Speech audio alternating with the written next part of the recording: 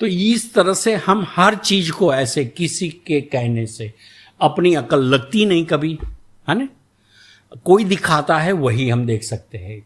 मतलब करीब करीब हम सब आंखें होने के बावजूद अंधे हैं, सच को नहीं देख सकते, वास्तविकता से हम बहुत दूर है। और ये साधना शुरुआत जो होती है, उस शुरुआत में क्या करना है, वास्तविकता तक पहुंचना है और वास्तविकता से परे जाना है। जब एक साधना संपन्न होती है तो ऐसे देखो, आप एक प्रकृति के आधार से चलते हैं तो ये सारी जगह आप वही चलाते हैं, तो सारी इंद्रियां अलग अलग से काम करती है, वो अपनी स्पेशलिटी छोड़ के आपके कहने के आधार से काम करती है। जैसे नहीं हम कहीं कोई पेड या तो कोई कंपनी चलाते हैं हम, तो उस कंपनी में कोई आदमी को हायर किया आपने, है ना, नौकरी पे रखा, बोले क्या करते हो, बोले मैं तो वो रसायन शास्त्री हूँ, केमिकल इंजीनियर हूँ मैं। अब केमिकल इंजीनियर को आपने रख लिया, अब उससे आप मार्केटिंग करवाएंगे तो भी उससे पैसे देने हैं आपको, ऑफिस में बिठा रखेंगे तो भी पैसे देने हैं, ऑफिस में मैनेजमेंट करवाएंगे तो भी पैसे देने हैं, केमिकल इंजीनियर का ही देना है ना। ताकि जिस दिन जो काम आपने तय किया तो उसमें आपने ये स्पष्टीकरण नहीं किया था, अगले ने भी नहीं पूछा था क्या काम करवाएंगे। जब ये मैच होता है तब दोनों एक ही बात पे डिस्कस करते हैं, पैसे कितने मिलेंगे, पैसे कितने देंगे और मुझे कितने मिलेंगे, है ना। आज भी कोई नौकरी ढूंढने के लिए जाता है तो पहले पूछता है कि भाई क्या, लास्ट में वो पैसों के बारे में ही बात आती है। तो जो तय हुए, जो कीमत एक नक्की हुई, उस कीमत के आधार से आपको महीने भर काम करना है। अब वो कीमत जब तक आपको जरूरत है तब तक वो जैसे काम करवाए चलेगा। आपको कहीं दूसरी कोई अपॉर्चुनिटी मिल गई तो आप ये छोड़ के निकल जाएंगे, बोले कंपनी के पास ढंग से काम नहीं है। कंपनी के पास काम है लेकिन ढंग से काम नहीं है ना, ये होता ना। तो ठीक वैसा ही हमारी इंद्रियों के पास हमने सारी इंद्रियों को लाके रखा, इतनी सारी तो गिनाई अभी, है ना। तो इतनी सारी इंद्रियां हमारे अंदर में है और हम क्या करते हैं, ढंग से काम नहीं दे सकते। एक ही काम करवाते हो देखने का, किसी और के बारे में आप अपनी अंदर में राय बांध लेते हो, बना लेते हो, अनुमान लगा देते हो ना किसी और के बारे में। वो कैसे लगाते हो, सुन के। अपनी आंखें तो काम कर नहीं रही। अपनी आंखें होने के बावजूद अगर हम नहीं देख सकते तो इससे बड़ा दुर्भाग्य तो नहीं है हमारा। और ये आंखें केवल वही देखती है जहां आप गिरे नहीं, और आप खुद अपने अनुभव से देखो कि आप इतने गिरते जाते हो, इतने गिरते जाते हो, इतने गिरते जाते हो, आखिर में आप अपनी नजर में भी गिर जाते हो, यहां तक गिरते हो आप, है ना। समझ में आ रही है बात। तो यही उठने का काम साधना है, यहीं से उठना है हमें, यही काम है हमारा कि भाई यहीं से उठे। और फिर सबसे पहले देखने की कला, तो ये पूरी गीता में आप देखो काफी कुछ मेहनत लगी कृष्ण भगवान को अर्जुन को समझाने में। आखिर में क्या इसका सबसे पहला लाभ क्या मिला, तो बोले उससे दिव्य दृष्टि दे दी, है ना। क्या हुआ, मतलब दृष्टि दी, दृष्टि तो मिली उसे, इसलिए वो भगवान को भी पहचान सका और अपने कर्मों को भी पहचान सका। हम तो सब अंधे हैं, समझ में आ रही है। अंधे का मतलब समझ लिया ना पहले, तो अब तो हम कह सकते कि हम तो अंधे हैं किसी और के बारे में। हमारे पुराने डेटा के आधार से हम लड़ झगड़ लेते हैं किसी से, नहीं उसने उस दिन ऐसा किया था, गया, आज तो हाथ में आने दो, है। अब जिसके पास जो फैसिलिटी उतना अगले को नुकसान आएगा, नहीं छोड़ेंगे। क्यों, बोले पुराने दिनों में यही हुआ था, उसको ऐसे ही मैंने समझाया था, यही भाषा में समझता है ना। ये भी हमारा अनुमान था, ये भी हमारी फ्रेम थी। होता है ना कहीं कहीं किसी के लिए ये होता है, फिक्स होता है कि भाई इसे 2-3 बार से ऐसे ही समझाते हो, ये इसमें समझ जाता है, ये फ्रेम बन गई है हमारी। तो दरअसल में आपका जन्म क्यों हुआ है मनुष्य के रूप में, समझे आप, हाँ? ताकि एक प्राकृतिक अवस्था है आपकी जो जो प्रकृति के आधार से चलता है, तो सारे जीव प्रकृति के आधार से ही चलते हैं। कीड़े मकोड़े प्रकृति के आधार से चलते हैं, उसका कोई प्रोग्राम नहीं है, उसका कोई इंस्टीट्यूशन नहीं है कि भाई कहीं जाके पढ़ ले, फिर भी वो अपना सारा काम कर लेते। ये पंखी होते अपना घोंसला बनाते, क्या बखूबी से बनाते हैं, है ना? तो वो कहाँ जाते हैं इंजीनियरिंग करने के लिए? वो तो कहीं पढ़ने के लिए नहीं जाते, कहीं इंजीनियरिंग नहीं करते ना, तो वो कहाँ से सीख लेते? तो ये प्रकृति का अवस्था है ना? अब हम कुछ ज्यादा सीख लेते हैं तो संभावना की ओर चले जाते हैं। फिर इसी प्रकृति में जो चीज किसी की नजर में नहीं आई वो चीज निकाल के सबको बताना, इसे हम संशोधन कहते हैं। जो वैज्ञानिक करते हैं ना वो संशोधन करते हैं, तो इसे संशोधन कहते हैं, हम रिसर्च कहते हैं। बोले जो कुदरत की प्रकृति की चीज थी अंदर में से उठा के आपने बाहर दिखाई कि भाई ये भी पड़ा है यहां पर, तो इसे संशोधन कहते हैं। और बाकी के लोग भी इसके पीछे लग जाते हैं, इन्होंने ये चीज की है। मैडम क्यूरी एक साइंटिस्ट का नाम है, हर कोई अपनी अपनी मस्ती से लेते नाम।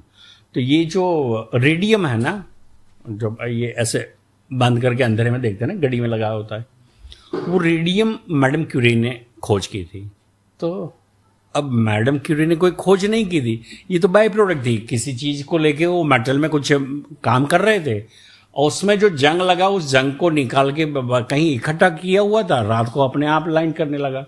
तो वो तो बाय प्रोडक्ट है। लेकिन मैडम क्यूरी ने सही ढंग से समझा दिया कि भाई ये क्या हो रहा है, तो बोले इसकी खोज हो गई और इसको दे दिया, सब नाम मान पान सब क्यूरी को मिल गया। तो जो कुदरत की चीज थी, जैसे नहीं हम ये तांबे के बर्तन में एक ग्रीन कलर का ऊपर में एक जंग लग जाता है, लोहे में लाल लगता है, हर चीज में अलग है। एल्यूमिनियम में जंग लगता है, आपको दिखता नहीं, काला जंग लगता है इसमें। एल्यूमिनियम को पकड़ के आप 2 बार ऐसे घिसेंगे तो हाथ काले हो जाएंगे, जंग है। तो सबके अपने अपने जंग है। सोने में भी लगता है, लेकिन वो पारदर्शी होता है, इसलिए यहां भी नहीं दिखेगा, यहां भी नहीं दिखेगा, और हाथ में भी नहीं आएगा, है ना? तो हर चीज को जंग लगता है। तो उन्हीं जंग को अगर आप, जंग क्या है, तो जब पृथ्वी बनी तब से ये सारी धातुएं हैं, ये सारी मेटल उसी दिन से है। तो आज कोई नई बात तो है नहीं, तो उसी दिन से जंग लग रहा है। अब इसे जंग कहा जाता है, ये कोई बता दे तो बोले इसने ढूंढ लिया, जंग खोज निकाला। तो ऐसे ही हमारे भीतर की भी कंडीशन ऐसी है, ताकि हर साइंटिस्ट ने अलग अलग खोज की है। समझ रहे हैं? दर्शन से यहां तक पहुंचे कि हर साइंटिस्ट ने अलग अलग खोज किया। सारे वैज्ञानिक अपनी अपनी खोज में लगे रहे, और हर वैज्ञानिक ने अपनी अपनी खोज अलग से दी है। एक ही चीज पे सारे वैज्ञानिक नहीं लगे थे। समझ में आ रही है बात? तो आप वही वैज्ञानिक हो जिससे कुछ खोजना है, बैठ रहा है दिमाग में। आप वही वैज्ञानिक हो जिसे कुछ खोजना है, तो आप क्या खोजेंगे? तो आपको सबसे पहले क्या खोजना है? कहां से रुके थे आप? जब भी कुछ काम कर रहे थे तब कहां से रुके थे? समझे? मतलब जैसे हमने बताया ना कि भाई ये जब काम नहीं कर रहा है मशीन, तो हम नया ले लेते हैं। इस बात को समझे थे आप? कि जैसे ये मशीन काम नहीं कर रहा है तो ये छोड़ देंगे, नया ले लेंगे। तो इसी कंपनी में इसी जगह आएंगे, ऐसा नहीं है, कहीं किसी और कंपनी में चले जाएंगे, ताकि हर बार एक ही कंपनी का मशीन लेंगे तो इतना ही चलेगा। तो हम, जैसे कृष्ण भगवान ने कहा कि ये ऊर्जा कभी खत्म नहीं होती, ऊर्जा कभी डिस्ट्रॉय नहीं होती, है ना? तो कृष्ण भगवान ने कहा है कि आत्मा कभी खत्म नहीं होती, वो नया शरीर धारण करती है। कितना सरल बता दिया, ऊर्जा कभी खत्म नहीं होती। तो आत्मा एक ऊर्जा है, एक स्पिरिट है ना, एक एनर्जी है। आपका स्पिरिट एक एनर्जी है, और ये भी इतनी पावरफुल एनर्जी है जिसके बारे में आप कल्पना से परे जाएंगे तो भी कुछ हाथ नहीं लगेगा, इतनी पावरफुल है। समझ में आ रही है बात? तो बस उसे बाहर में ला दो, और ये सारा अपना जो जीवन है वो उस आत्मा के हाथ लगा दो। उसके प्रोग्राम से चला दो। बात में कभी कहीं अटकने की जरूरत रही तो बताए। तो ये दर्शन को हम समझे, दर्शन से यहां तक आए। अब हम एक साइंटिस्ट है ये भी पता चल गया है, ताकि हमें खुद को खोजना है। साइंटिस्ट का काम क्या है? खोज। अब हम ऐसे तो हैं, बेअकल तो है नहीं, बेल जैसे भी नहीं है हम, सारे भीतर एकदम शातिर दिमाग वाले हैं। तो आप इतने दिमाग वाले हैं, इतने बुद्धिमान हैं, तो आप एक काम तो कर सकते हैं ना, अपनी खुद तो कर सकते हैं ना। तो बस उतना ही तो करना है, अपनी अकलमंदी को लगाए उधर में। और ये जो आप जो भी नौकरी पैसे में जहां कहीं भी लगे हुए हैं, इनमें से 1 मिनट भी चुरानी नहीं है। जो इसका टाइम है वो दो। जो फोकट में आप जिस समय को व्यस्त कर रहे, वेस्ट कर रहे, उस समय को आप उपयोग में ले लो और खुद की खोज करो। तो खुद की खोज करने के लिए आपको कहां जाना है? तो आप जहां होंगे वहां खुद की खोज हो सकती है। तो बोले नहीं, मैं उस दिन तो कहीं टूर में हूं, तो ये 3 दिन। अरे 3 दिन आप तो गए थे टूर में, आप ही तो गए थे, तो आप साथ में हो सकता है ना ऐसे। हम सब साथ बाहर जाने वाले हैं, घूमने फिरने जाने, तो आप खुद जा रहे हैं ना, तो बाहर जाके करेंगे क्या? आधे घंटे के लिए तो खुद के लिए आप कहीं बैठते हो ना शांति से। बोले दिन भर का थका हुआ यार, 5 मिनट बैठने दो। ये करते हम, बाहर जाते हो तो भी करते।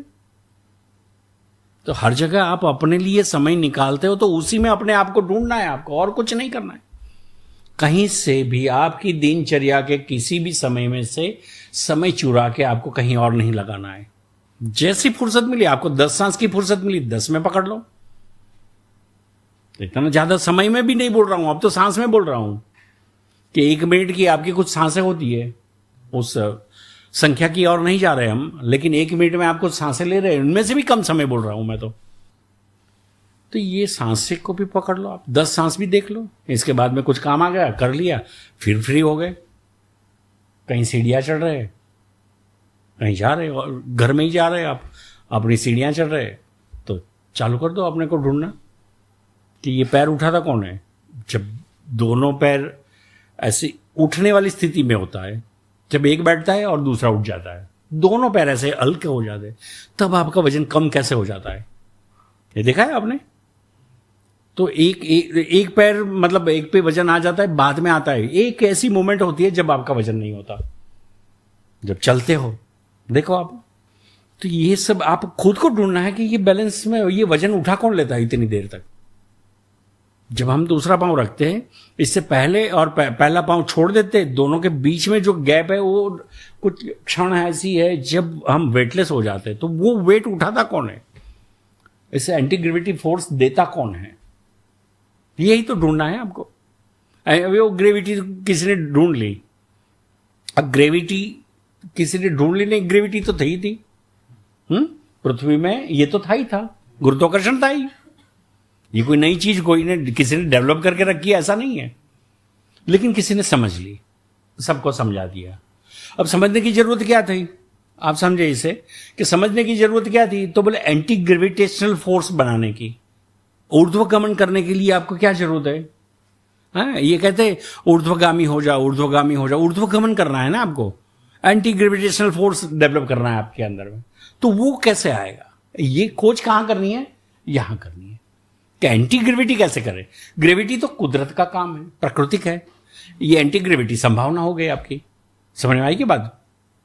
तो अंदर में से उठना है, तो ऊपर के हिस्से में क्या, तो आप देखो एयरपोर्ट के आसपास के सभी जितना मतलब प्लेन को उतरना और चढ़ने के टाइम पे जो बीच में जो जितने भी एरिया है उसमें ये मकान की हाइट कम है, परमिशन नहीं देती गवर्नमेंट, है ना।